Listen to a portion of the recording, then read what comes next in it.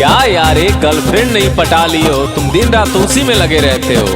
अरे नहीं यार, वो हमसे बहुत प्यार करती है। अच्छा, तुम्हारे प्यार का भूत उतार दूं क्या? मतलब ये कि तेरी वाली मेरी भी हो गई है। अरे ये कैसा मजाक है यार। तो ठीक है, लो खुद ही देख लो। हाँ बाबू बोलो, कैसे हो आप? आपने जिस नंबर पे कॉल किया है वो भी दूसरी कॉल पे व्यस्त। हाँ बाबू बोलो। कहाँ व्यस्त थे? अरे वो मौसी का कॉल था जानू। कोई बात नहीं, थैंक यू यार।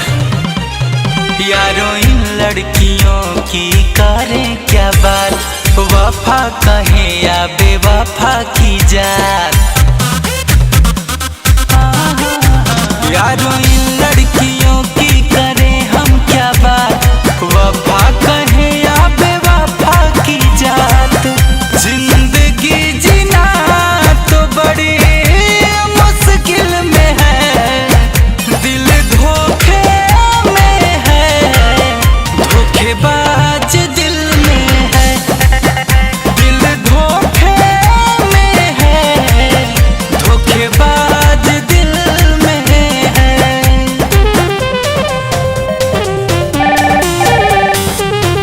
The person you are trying to call is currently busy.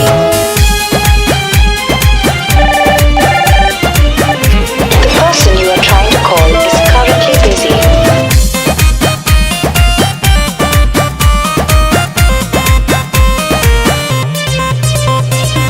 प्यार को वो बस समझे खिलौना, मेरे किस्मत में है रोना। कैसे भरोसा कोई करेगा प्यार पे, ये रोग किसी को होना। और दिल को तोड़ना, मुंह को मोड़ना, उसकी तो फितरत में है। लाख आएंगे लाख जाएंगे तो उसकी किस्मत में है।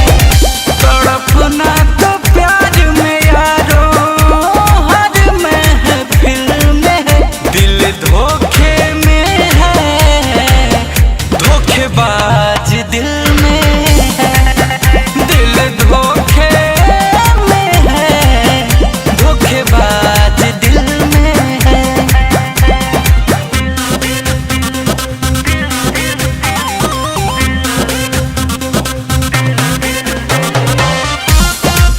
बाबू I am so sorry, please माफ कर दो। आगे से ऐसी गलती नहीं होगी। प्लीज बाबू मान जाओ ना, आखिर गलती इंसान से ही होती है ना। अब क्यों कॉल मैसेज कर रही हो? आई रियली हेट यू यार। ऐसे ही लोगों से इश्क बदनाम है, एक जन कितनों की जान है। अखिलेश गुंजन का सब कुछ लूट